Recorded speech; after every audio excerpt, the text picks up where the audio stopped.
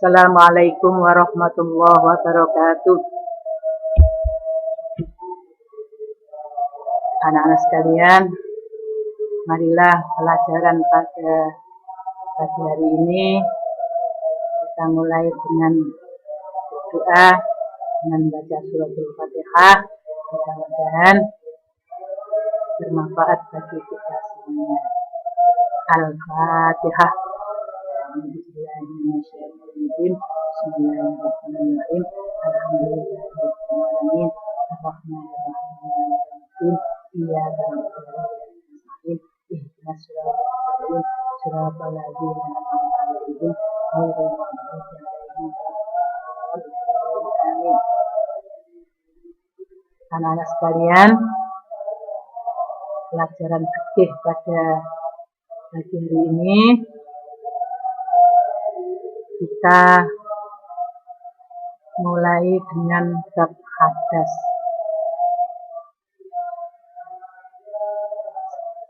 Bab hadas itu sudah kalian catat pada pelajaran yang lalu. Pada pelajaran yang lalu sudah bab najis, kemudian bab hadas. Sekarang saya tinggal menerangkan apa yang disebut dengan hadas, bagaimana cara menghilangkan hadas, dan sebagainya. Sekarang pengertian hadas.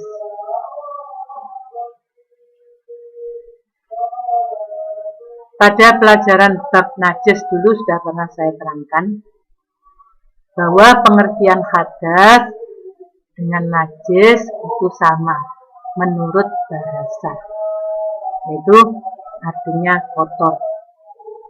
Najis juga kotor, hadas juga kotor. Tapi kalau najis itu kelihatan, kalau hadas tidak kelihatan. Karena apa? Yang kotor itu keadaan.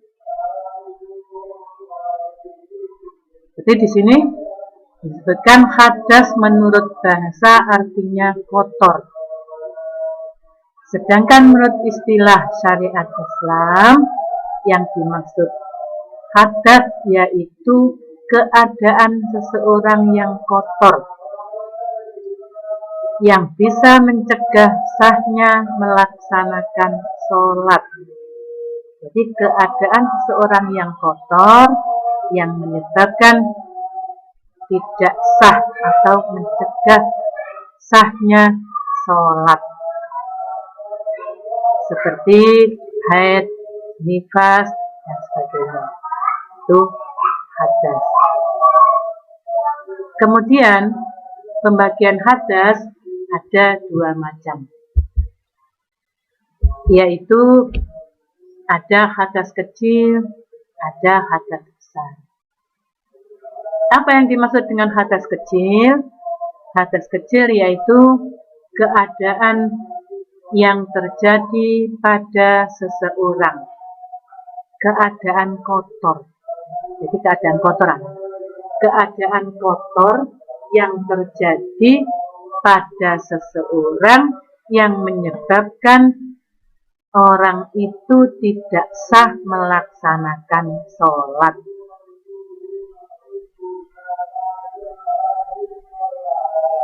Bisa sah melaksanakan sholat apabila keadaan kotor itu dihilangkan dengan cara berwudu.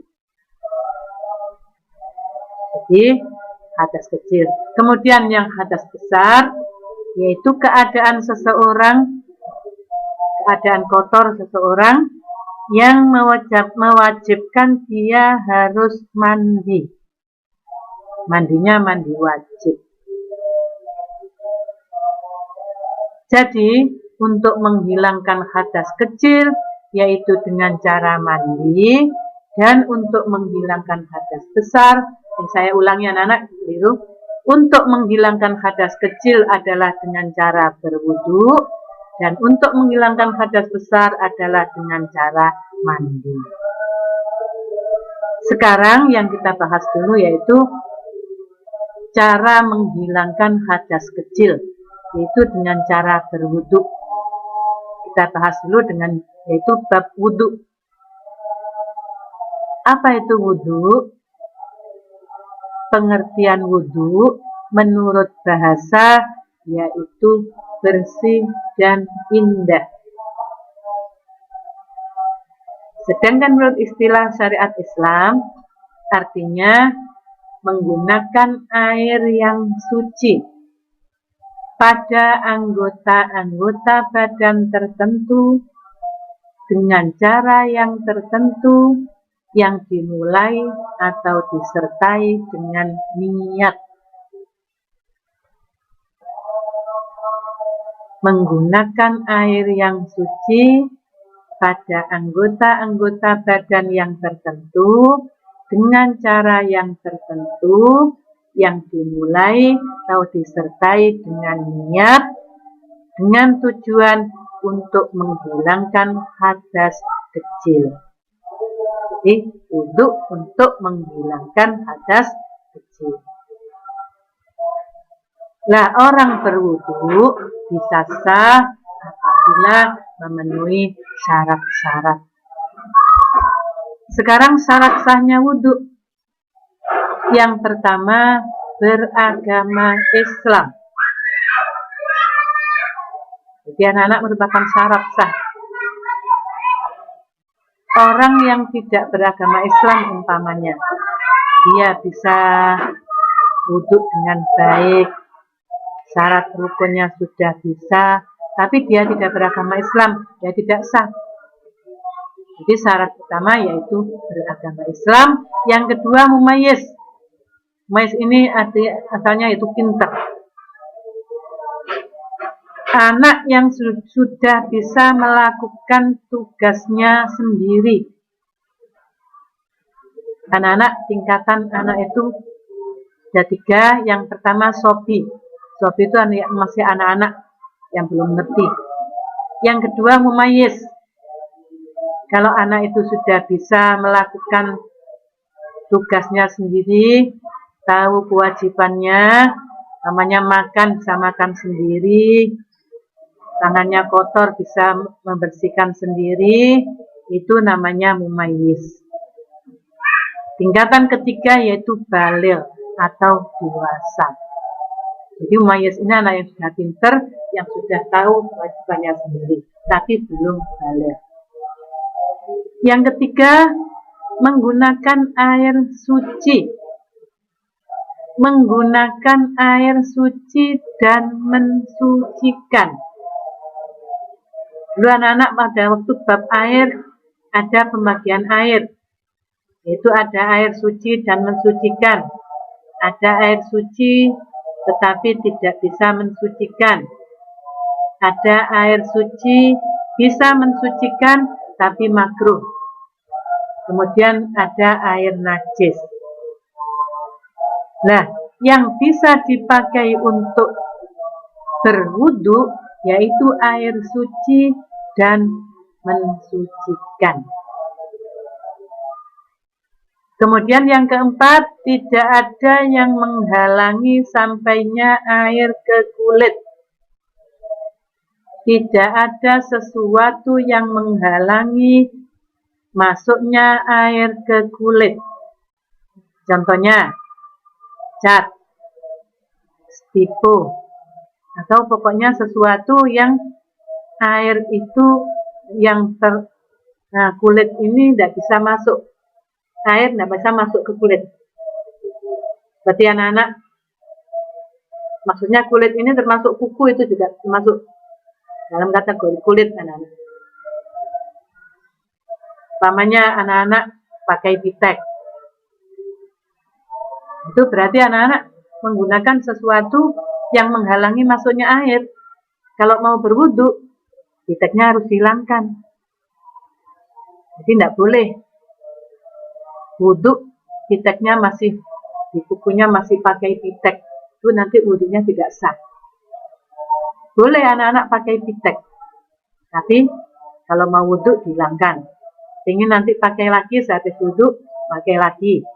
Nanti mau wudu lagi, dilepas lagi atau dihilangkan lagi. Tahu habis berapa nanti. Jadi saya ulangi, tidak ada sesuatu yang menghalangi masuknya atau sampainya air ke kulit. Yang kelima, tidak berhadas besar. Nanti ada keterangannya apa saja yang menyebabkan seorang berhadas besar. Jadi yang boleh hanya dihilangkan dengan cara berwudu yaitu kalau berhadas kecil, itu kalau tidak berhadas besar. Sekarang rukunnya wudu atau fardunya wudu. Fardunya wudu ada 6.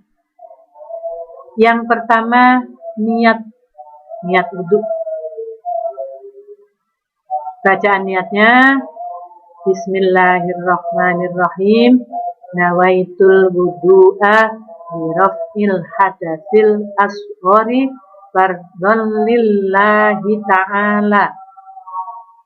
Anak-anak, niat ini diucapkan dengan bareng dengan membasuh muka. Jadi diucapkan bareng dengan membasuh muka. Saya lanjutkan dulu rukunnya. Yang ketiga, membasuh kedua tangan sampai dengan siku-siku. Yang keempat, mengusap sebagian kepala. Yang kelima, membasuh kedua kaki sampai dengan mata kaki. Dan yang keenam, tertib. Tertib ini berurutan nomor 1 sampai dengan nomor 6 itu urut. Ini saya bacakan dulu sampai 6, nanti saya terangkan setelah sunnah wudhu. Sekarang sunnah wudhu. Yang disunatkan dalam berwudhu. Sunat ini boleh dilakukan, boleh tidak. Tapi kalau tidak dilakukan, wudhunya kurang sempurna. Sunatnya wudhu yang pertama membaca basmalah. Bismillahirrahmanirrahim sebelum wudhu. Kemudian membasuh kedua telapak tangan sampai dengan pergelangan. Yang ketiga, berkumur. Menghirup air ke hidung dan mengeluarkannya. Membasuh seluruh kepala. Mengusap kedua telinga, bagian luar dan dalam. Menyela jari-jari tangan dan kaki. Mendahulukan anggota wudhu yang kanan. Nah ini anak, saya urutkan dulu ya. Saya terangkan dulu cara kita berwudhu. Jadi mulai tadi yaitu rukunnya wudhu dengan sunnah digabung jadi satu. Pertama kita yaitu membasuh tangan dulu. Kita basuh itu tadi ada mengusap, membasuh tangan, telapak tangan sampai pergelangan. Dengan gini anak-anak. Jadi ini dibasuh dan ini, setelah itu berkumur. Jadi berkumur, setelah berkumur, kemudian menghirup air ke lubang hidung dan mengeluarkannya. Jadi dihirup, kemudian dikeluarkannya. Jadi tadi membasuhnya dengan istilah kelak ini anak-anak ya. Kemudian setelah itu kita mulai berwudu dengan membaca Bismillahirrahmanirrahim. Kita membasuhkan air ke muka. Bismillahirrahmanirrahim. Nawaitul wudu'a biraf'il hadasil asghari fardhan lillahi ta'ala. Tangan dijalankan, kemudian mulutnya mengucapkan Nawaitul wudu'a liraf'il hadasil asghari fardhan lillahi ta'ala. Dalam hati juga niat. Saya niat wudhu untuk menghilangkan hadas kecil fardu karena Allah Ta'ala. Itu anak-anak bareng ya. Jadi tangan masukkan air. Bismillahirrahmanirrahim. Nawaitul wudu'a liraf'il hadasil asghari fardhan lillahi ta'ala. Ini bareng. Ya, yang dibasuh muka ini dari ujung rambut ini sampai telinga, sampai di bawah dagu, ini semuanya harus dibasuh. Jadi ini tangan menjalankan air, mulutnya mengucapkan nawaitul wudu'a, Artinya juga saya niat wudhu untuk menghilangkan hadas kecil fardu karena Allah Ta'ala. Namanya anak-anak yang pernah mengaji, saya diajari bahasa Jawa, tidak apa-apa. Ini membaca nawaitul wudu'a li raf'il hadatsil asghari fardhan lillahi ta'ala. Kemudian dengan bahasa Jawa, niat ingsun wudu krana ngilangaken hadas cilik fardu krana Allah Ta'ala. Boleh. Jadi dengan bahasa apa saja boleh. Sekarang saya belum hafal nawaitul wudu'a. Saya hafalnya hanya saya niat wudhu untuk menghilangkan hadas kecil fardu karena Allah Ta'ala. Diucapkan dalam hati saja. Tidak apa-apa. Tapi yang sempurna tadi, ya di dalam hati, ya diucapkan dengan lesan atau dengan mulut. Kemudian setelah membasuh muka, membasuh kedua tangan. Yaitu mulai dari sini sampai dengan siku-siku. Jadi, sampai dengan anak-anak. Jadi yang dibasuh sampai sini. Disunatkan membasuh yang sebelah kanan dulu. Jadi ini dibasuh 3 kali.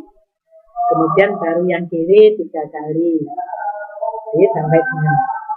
Setelah tangan, mengusap sebagian kepala. Sebagian yang bisa usap sini. Tapi disunatkan mengusap seluruhnya. Jadi disunatkan mengusap semuanya. Ini sunnah. Jadi yang wajib ini saja, tapi yang sunnah seluruhnya. Setelah mengusap bagian kepala, kemudian mengusap telinga. Anak-anak mengusap telinganya, ini telunjuk dimasukkan ke dalam, ibu jarinya di sini, kemudian ke atas dari sini. Nah, ini. Kalau tadi membasuh muka ini disunatkan yang kanan dulu, baru yang kiri, tetapi kalau mengusap telinga disunatkan bareng anak-anak, bersama-sama. Jadi disunatkan bersama-sama ini.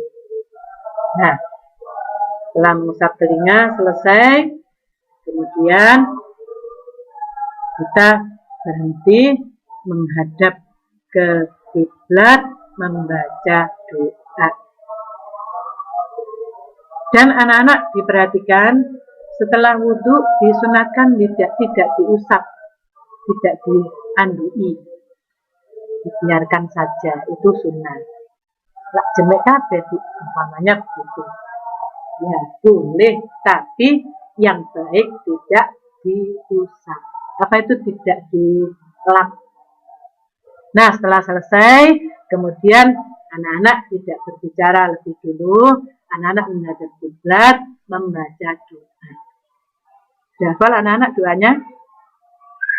Doa berwudu. Saya bacakan dulu, nanti anak-anak saya beri tugas, nanti ditulis niatnya wudu dengan doa sesudah wudu ya. Saya bacakan dulu niatnya, apa itu doanya? Bismillahirrahmanirrahim. Asyhadu an la ilaha illallah wahdahu la syarikalah. Wa asyhadu anna Muhammadan abduhu wa rasuluh. Allahumma ij'alni minat tawwabin. Waj'alni minal mutatahhirin. Waj'alni min ibadikas sholihin. Ulangi. Bismillahirrahmanirrahim. Asyhadu an la ilaha illallah wahdahu la syarikalah. Wa asyhadu anna Muhammadan abduhu wa rasuluh. Allahumma ij'alni minat tawwabin waj'alni minal mutatahhirin waj'alni min ibadikas sholihin. Itu anak-anak dibaca 3 kali ya. Kemudian baru anak-anak boleh langsung melaksanakan berangkat ke tempat sholat, melaksanakan sholat. Nah, itulah anak-anak cara kita berwudu. Jadi ada syarat wudu, ada rukun wudu, kemudian selanjutnya yaitu sunat wudu. Nah, anak-anak, selanjutnya pelajaran kita lanjutkan pelajaran Anda saja, makanya wudu waktunya habis. Anak-anak, saya ulangi, saya beri tugas untuk menulis niatnya wudu dan doa sesudah wudu. Ya, niat wudu dan doa sesudah wudu. Itulah anak-anak pelajaran saya akhiri.